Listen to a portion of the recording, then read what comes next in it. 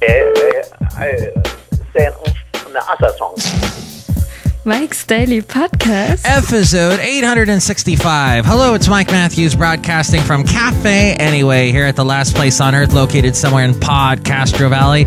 Today it's the return of the segment Into an Interview where I speak to the singer-songwriter duo from Seattle, Washington known as March to May. Plus we hear from Madame Rootabega, Valentino, Bison Bentley, and now I can work at Ambercrombie and Fitch. Mike's Daily Podcast. We find out why on today's show I don't have to do more sit-ups or get a facelift. Mike's Daily Podcast. To work there. So the other day, a guy came up to my door named Ray. He rang the doorbell twice, which is kind of annoying, wouldn't you say? And he proceeded to try to sell me home insurance by ADT. He was asking home security questions I wouldn't answer any day.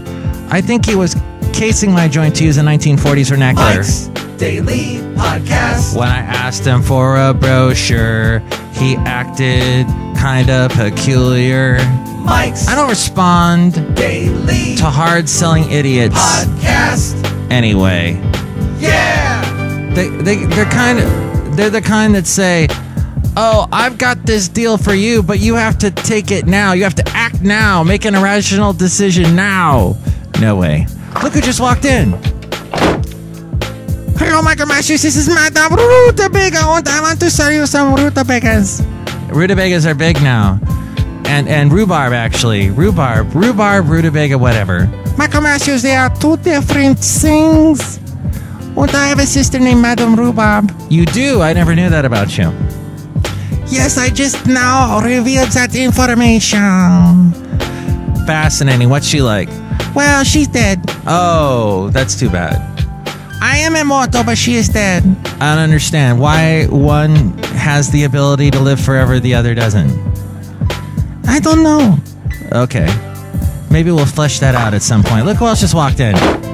Hello there, Mike. This is Valentino, the back of your dick. And this is Bison Bentley. Do you know that? Mike, we really don't like sales guys either, but you know what? We gotta make a living day. Yeah, so you shouldn't be so hard on Ray. Do you know that? Do you know Madame Rootabega has a dead sister named Miss Rhubarb? No, her name is Madame Rhubarb, not Miss. Oh, different thing. Yes, I miss her very much. Oh. She's not immortal. See, that would be tough being immortal because people that you love, your friends, they pass on and you continue and live forever. It's so strange. It's like what the vampires have a problem with. Michael Matthews, I am not a vampire! Mike, I heard that she became immortal when she fell into a vat of water from the Fountain of Youth as a baby day. Oh, that sounds like that comic strip Asterix and Obelix that they have over in Europe. And I used to read the translated versions here in America, and the Obelix fell into a super potion, a vat of super potion when he was a baby, and that's why he had these super strength powers. Mike, what kind of weird comics do you read? Do you know that?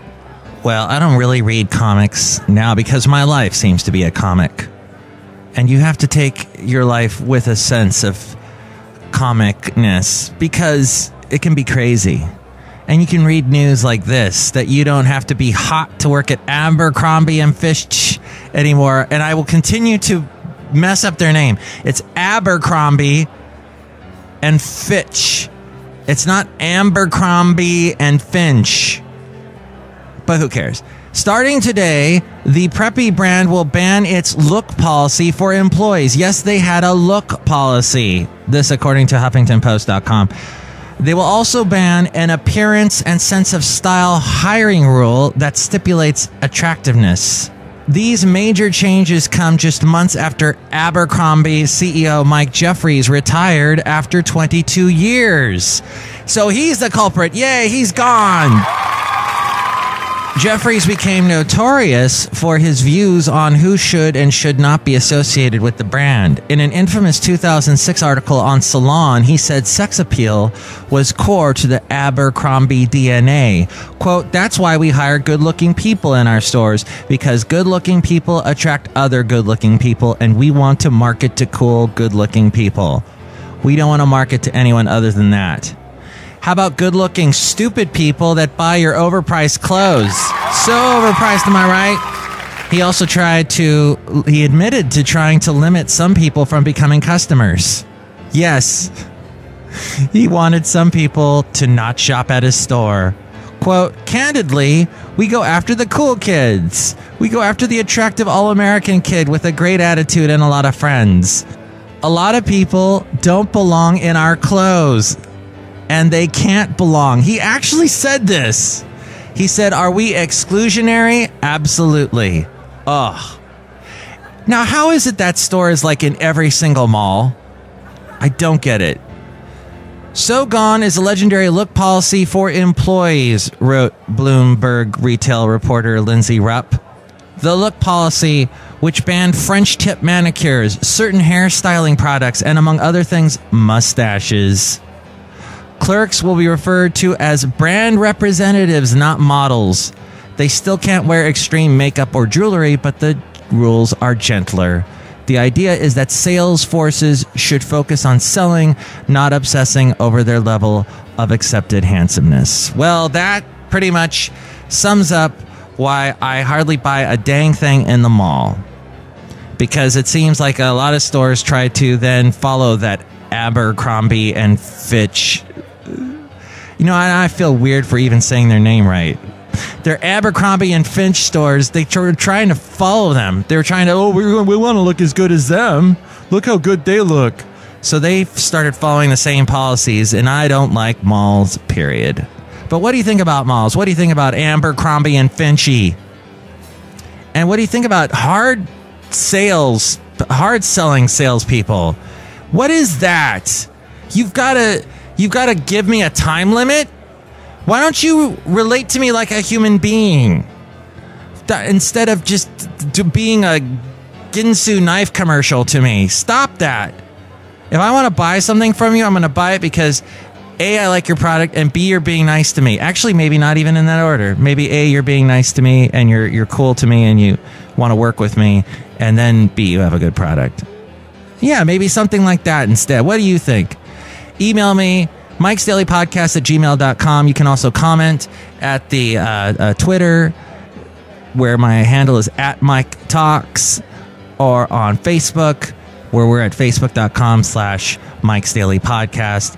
We read your comments on the section emails from email and your calm and not so comments. Also, email me if you'd like to be a guest on the show or if you'd like to sponsor the show, mikesdailypodcast@gmail.com. And check out the website, mikesdailypodcast.com, with links to where to listen to this show in iTunes. Subscribe to this show there. You can also comment on the show and rate the show. If you do that, more people find out about us and we don't languish in obscurity. Oh, and by the way, so that's a thing. I don't know if you noticed that a lot of the podcasts you listen to are part of networks.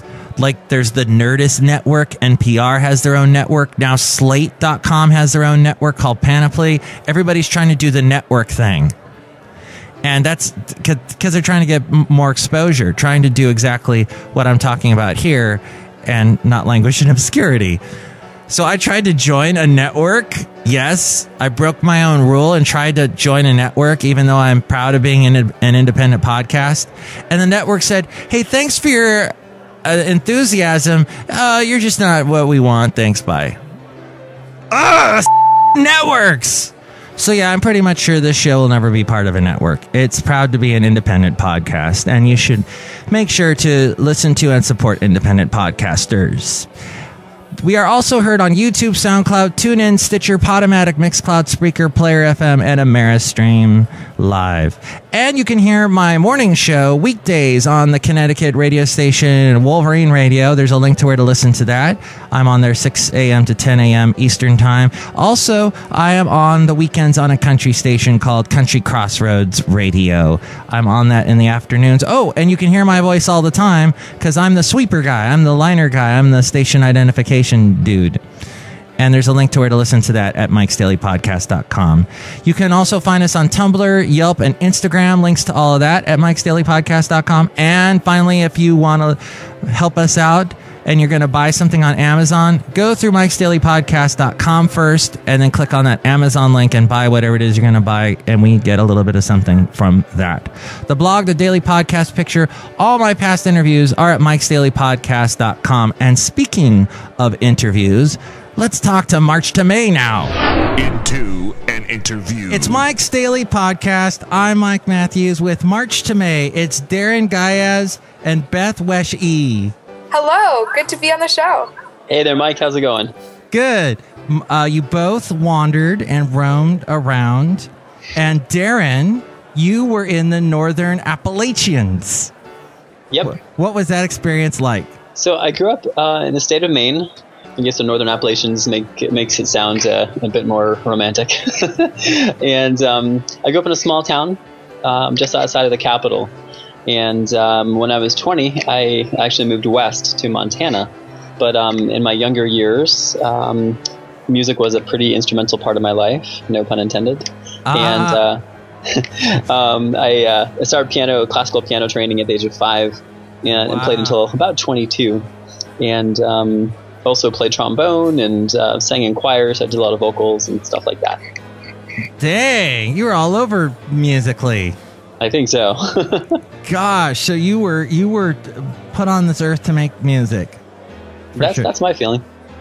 And then okay, so Beth, how about you? Let's see. Oh, you were. Well, it looks like you both were in the Andes. Tell me about your Andes experience, Beth. Yeah, so my father was in the Foreign Service, and so I grew up mostly out of the country, largely Latin America, before moving to the U.S. as a young teen when my dad retired. So Darren and I both spent significant time in South America, but never at the same time. We ended up going to a lot of the same places, but really kind of crisscrossing in terms of time. Wow. Just missing each other like ships in the night. I know, until we finally enter the same port in Seattle. Wow, you keep that analogy going. This is great. And then you both steamed forward with your songwriting experience. Yeah, it really kind of kicked off from the first moment. We met just a couple of days really after I moved to Seattle from the East Coast, and discovered we had a musical connection a couple weeks after that, and then wrote our first song a couple weeks after that. So it really did happen pretty immediately and hasn't showed any signs of slowing down since. Where was that you met? Well, we met. Can I tell the whole story? Yeah, sure. Okay. So I was living in Seattle, Mike, and I was living in a house with a couple other folks, and we were looking for a new housemate. And we interviewed dozens of people. This is via Craigslist ad, by the way. Yeah, via Craigslist. So helpful. Couldn't find the right person. We interviewed Beth via Skype. She was actually in Washington, D.C. at the time, and really liked her, and she was coming for an interview, or she's coming to Seattle a few days later, and we decided, okay, we'll wait for her to, and just meet her in person and kind of see where to go from there. And so we interviewed her, and decided right after that she left that she was like the right person to move in. So that's where we kind of first met. But it wasn't until a few weeks later when we all went out to the coast on a little fun getaway out to the ocean that we first kind of discovered our musical connection. And your music is it's not. I mean, it's together, the two of you. The very integral part that each of you plays in this music. It's like I'm gonna play the song "Count the Days," and like you both sing in it, and it's not like a duet where one person sings and then there's the chorus, and then the other person sings the next verse, and then there's the chorus. It's like you guys are bouncing off. There's like different parts you're trading off. I'm like, wow, this is a real duo, and the song is kind of really showcases that. Yeah, I mean, I think that we've said for a long time that neither of us could really be doing this without the other. We're kind of two halves of this whole, so. And it has kind of a Latin feel to it. How did the song "Count the Days" come about? Well, it started. We actually wrote the instrumental part of it when we were on a songwriting retreat a couple, I guess, an hour and a half north of Seattle. We were staying in this VRBO tree house that was What? rent. A tree house? Yeah, we had all our instruments and all our musical gear up in this tree house that had like. It was decked out. Even had a coffee maker and like a little electric stove, and yeah, it was great. I want to stay there. I know, it's great. It's amazing. It's like our secret hideaway. But so we started it up in that treehouse, and then started writing the lyrics on the road from Bellingham back to Seattle, and then finished the lyrics actually when Darren was down in Portland and I was still in Seattle. So we were a couple 100 miles apart, and we finished it one evening via Facebook chat, kind of randomly, but it worked, and I think it actually bolstered the spirit of the song a little bit, that sense of distance, but of coming back together. And then where did you record it? We recorded it at Bear Creek Studios in Woodinville, Washington. Ah, and what's that process like when you guys are recording? Is it all live, or how does it how do you do it? So this was the full-on studio process. So we had a couple of days in the studio, and we tracked it, sort of everyone doing a scratch track, and then we laid down the drum and bass tracks, and then we laid down the guitar track, and then we added in harp and a little bit of percussion, and then we overlaid the vocals on top of that. And who else is playing on this? We have two different drummers playing on the recorded album. Should we give names? Sure. Okay. Ben Morrow and then Dave Bush. Sorry, I forgot the last name there. And then we have a cellist by the name of Tracy Hagan, and we have our upright or stand-up bass and electric bass, Birch Pereira. So those are the folks on the album. But then our live band, Dave is our primary drummer, or our only drummer, I should say. And then we have a violinist as well, by the name of Ben. I always forget Ben last Shields. names. Ben Shields. And actually, you're playing live tomorrow night, aren't you, for the We are. album release party? Yeah, we have a sold-out release show tomorrow night. Congratulations for the Water's Edge EP. Where is that going to be at? It's actually going to be on a steamship on Seattle's Lake Union. This crazy historic steamship from the 1920s. And we're just decorating the boat and having everybody get on the boat, and that's where we're going to play. Oh, that sounds awesome. All right, well, let's listen to Count the Days from the album, or the EP, The Water's Edge. It's March to May. Darren Gayaz and Beth Weshi. And, that's how you're supposed to say it. You're supposed to sing it like that. And she really appreciates it. And here's the song Count the Days on Mike's Daily Podcast.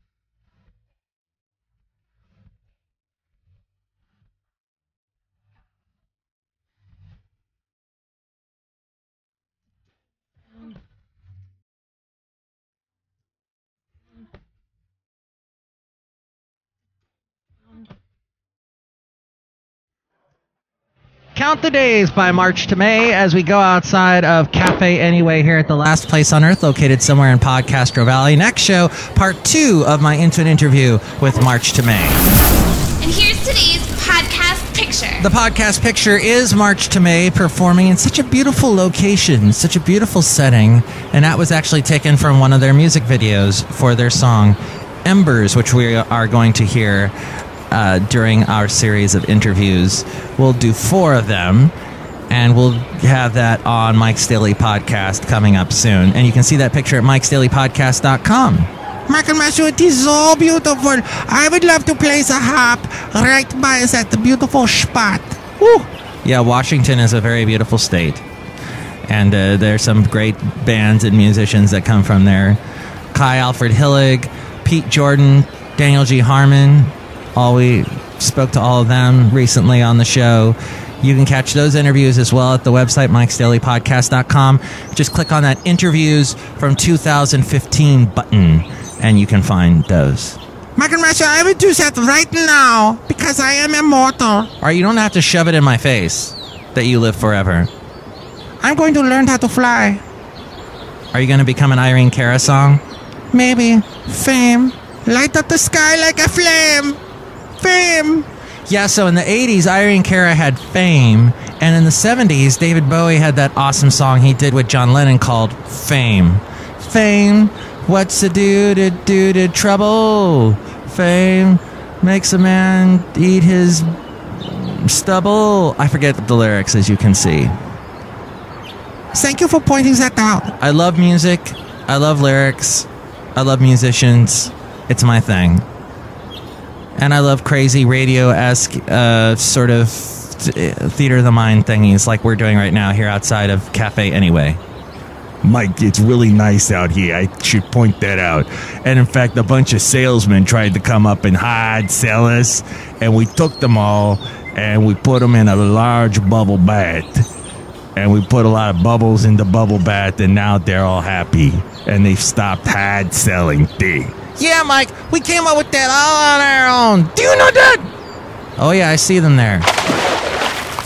Disturbing. Next show, it is part 2 of my internet interview with the band March to May. Plus, we're going to hear from Shelley Shuhart, Floyd the Floorman, and John Deere the Engineer. Mike's Daily Podcast is written and produced and performed by Mike Matthews. His podcast is super easy to find. Download or listen to his show and read his blog at mikesdailypodcast.com. Email Mike now at mikesdailypodcast@gmail.com. See you tomorrow. Bye!